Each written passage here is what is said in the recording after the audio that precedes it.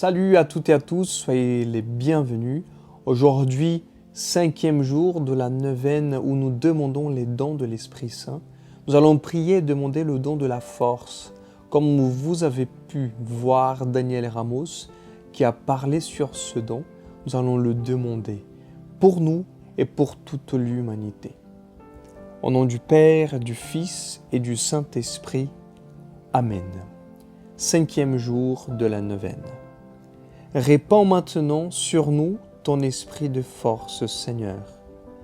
Demandons au Seigneur le don de force pour que notre vie témoigne de notre foi au Christ. De la seconde lettre à Timothée. Me voici déjà offert en sacrifice. Le moment de mon départ est venu, je me suis bien battu. J'ai tenu jusqu'au bout de la course, je suis resté fidèle. Il m'a rempli de force pour que je puisse jusqu'au bout annoncer l'Évangile et le faire entendre à toutes les nations païennes. J'ai échappé à la gueule du lion. Le Seigneur me fera encore échapper à tous ceux qu'on fait pour me nuire. Il me sauvera et me fera entrer au ciel, dans son royaume. À lui la gloire pour les siècles des siècles. Amen. Une homélie de Saint Jean-Paul II.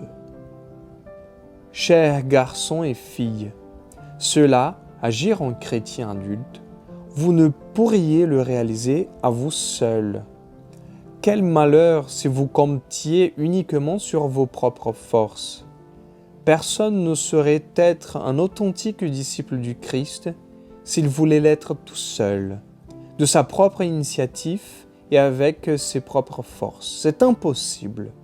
On ne réussirait qu'à présenter une caricature du vrai chrétien. Tout comme on ne saurait devenir humainement adulte sans qu'il y ait un nouvel et décisif apport de la nature. Il en est de même pour le chrétien sur un autre plan.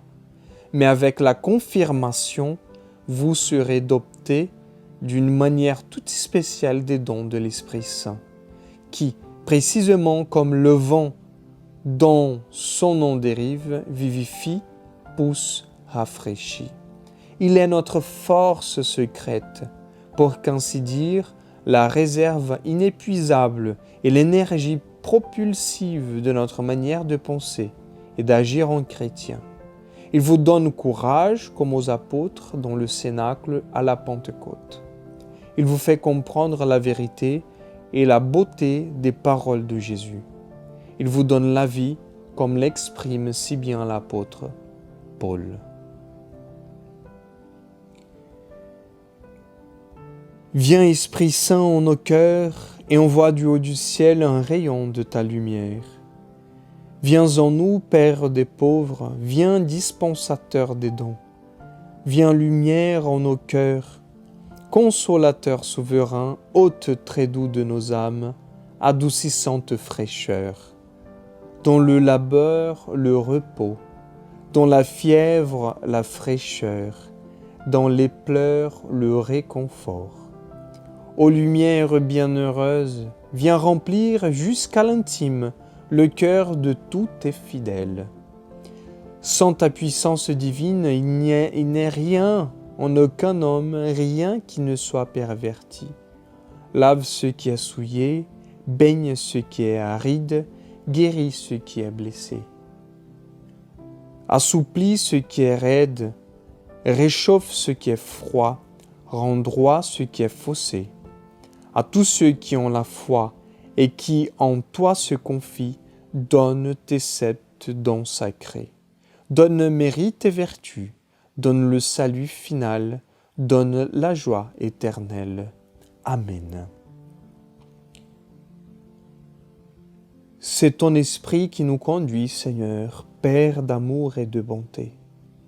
C'est toi qui prends soin de nous, de nos familles, de nos proches, celles qui sont malades.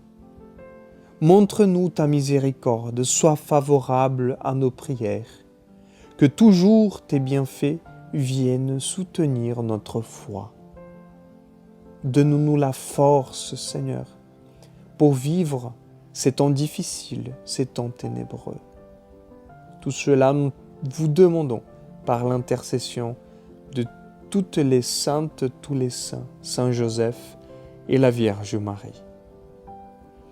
Amen.